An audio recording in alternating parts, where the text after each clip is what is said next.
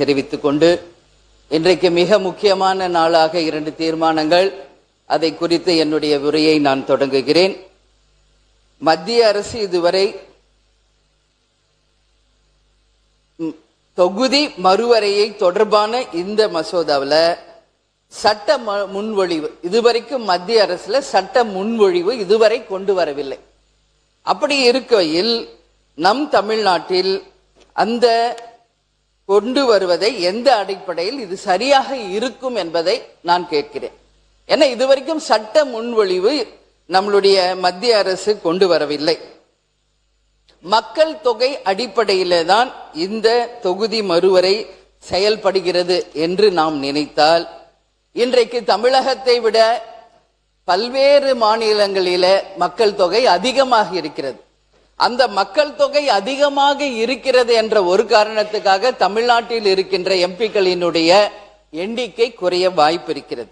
எனவே மத்திய மாநில அரசுகள் இரண்டும் கலந்து எல்லா மாநிலங்களுக்கும் 50% நாடாளுமன்ற உறுப்பினர்கள் எண்ணிக்கையை கணிசமாக உயரும் வகையில் சமமாக கொண்டு வர வேண்டும். அப்பொழுதுதான் தமிழ்நாட்டிலும் நம்மளுடைய எம்பிக்களுடைய எண்ணிக்கை உயரும் என்பதில் மாற்று கருத்து இல்லை.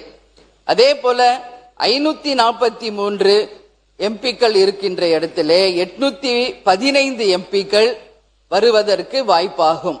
இன்றைக்கு நிலையில் தமிழ்நாட்டில் மொத்தம் 39 எம்பிக்கள் மட்டுமே இருக்கின்றார்கள். இந்த தொகுதி மறுவரையின் மூலமாக கண்டிப்பாக தமிழ்நாட்டுக்கு 59 எம்பிக்கள் வருவதற்கு வாய்ப்புகள் இருக்கின்றது. அந்த வகையில் 7.2% நம்மளுடைய விகிதாச்சாரம் குறையாமல் நம் மக்களுடைய பிரச்சனையை நாடாளுமன்றத்தில் பேசுவதற்காக உறுதியாக நம் எம்பிக்கள் அங்கு பேச முடியும். இன்றைய நிலையில் 10 லட்சம் மக்களுக்கு ஒரு எம்பி தான் இப்பொழுது நாடாளுமன்றத்திலே இருக்கிறார்கள். இந்த தொகுதி மறுவரை செய்வதன் மூலம் 7 லட்சத்திலிருந்து 8 லட்சம் மக்களுக்கு ஒரு எம்பி விகிதமாக அந்த தொகுதிக்கு மக்கள் சிறப்பாக கண்டிப்பாக நம்மளுடைய எம்பிக்கள் பணியாற்ற முடியும். இப்ப 10 லட்சம் பேருக்கு ஒரு எம்பி வேலை செய்யறதுக்கும் 7லிருந்து 8 லட்சம் மக்களுக்கு ஒரு எம்பி அந்த மக்கள் குறைகளை நேரடியாக கேட்டு அதை பாராளுமன்றத்திலே பேசி தமிழ்நாட்டுக்கும் தமிழக மக்களுக்கும் அதன் மூலம் பல்வேறு விதமான திட்டங்களை கொண்டு வர முடியும். எனவே அந்த மக்கள் தொகை மறுசீரமைப்பில் உறுதியாக தமிழ்நாட்டுக்கு 59 எம்பிக்கள் மேல் வரும்பொழுது 7லிருந்து 8 லட்சம் மக்களுக்கு ஒரு எம்பி வீதம் கண்டிப்பாக வரும்போது அது சிறப்பாக இருக்கும் என்பதில் மாற்று கருத்தில்லை. அதே போல பெண்களுக்கு 33% தர வேண்டும் என்று ஒரு தீர்மானம், அதை ஒரு பெண் அவை உறுப்பினராக தேசிய முற்போக்கு திராவிட கழகத்தின் பொதுச் செயலாளராக ஒட்டுமொத்த பெண்கள் சார்பாக அதை நான் வரவேற்கிறேன். ஏற்கனவே புரட்சி கலைஞர் கேப்டன் அவர்கள் இருந்த பொழுது 33%ற்காக மாபெரும் ஒரு பெண்கள் மாநாடு நடத்தி பெண்களுக்காக ஒரு சீருடையை கொடுத்து பெண்களுக்கு மரியாதை கொடுத்தவர் இந்த அவையில் எதிர்க்கட்சி தலைவராக இருந்த கேப்டன் அவர்கள். அந்த வகையில் பெண்கள் தான் இந்த நாட்டின் கண்கள் என்பதில் யாருக்கும் எந்த மாற்று கருத்தும் கிடையாது. இங்கே இருக்கின்ற ஒவ்வொரு உறுப்பினருக்கும் நிச்சயமாக பேக் போன் யாருன்னா பெண்கள் தான். அந்த பெண்கள் நிச்சயமாக அரசியலிலும் கோலோச்ச வேண்டும். இன்னைக்கு எல்லா இடத்திலும் பெண்கள் மிக சிறப்பாக பணியாற்றி கொண்டிருக்கும் பொழுது அரசியலிலும் மிகப்பெரிய அளவில் பெண்களை ஊக்கப்படுத்தும் நம்மளுடைய கட்சிகளுக்கு என்னுடைய நன்றிகளை இந்த நேரத்தில் தெரிவித்துக் கொள்கிறேன். இந்த அவையிலும் மேக்சிமம் லேடிஸ் இருக்காங்க.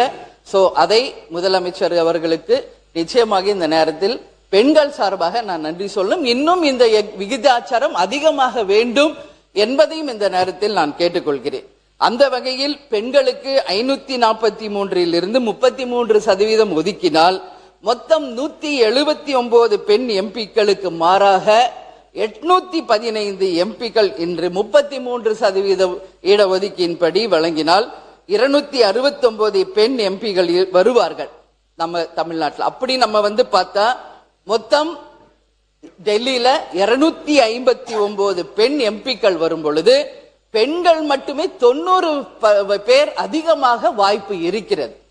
அதனால நிச்சயமாக இந்த 2 தீர்மானங்களிலுமே ஒன்று மத்திய அரசு சட்ட முன்வடிவு கொண்டு வர வேண்டும். அதற்கு பிறகுதான் தொகுதி மறுசீரமைவை பற்றி நாம் ஆய்வு செய்தால் சிறப்பாக இருக்கும் என்ற என் கருத்தை கூறுகிறேன்.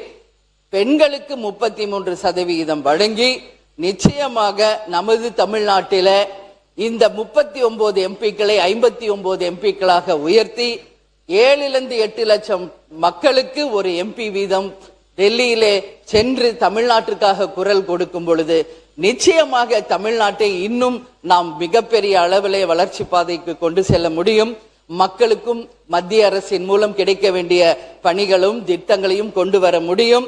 மத்திய அரசின் மூலம் மாநில அரசும் நிச்சயமாக அந்த திட்டங்களை கொண்டு வர முடியும் என்பதில் மாற்று கருத்து இல்லை என்பதை என்னுடைய கருத்தாக கூறி வாய்ப்பு கொடுத்த நமது பேரவைத் தலைவருக்கு நன்றி கூறி அமர்கிறேன். நன்றி, வணக்கம். மாண்பு உறுப்பினர் திரு எம் போஜராஜன் அவர்கள்.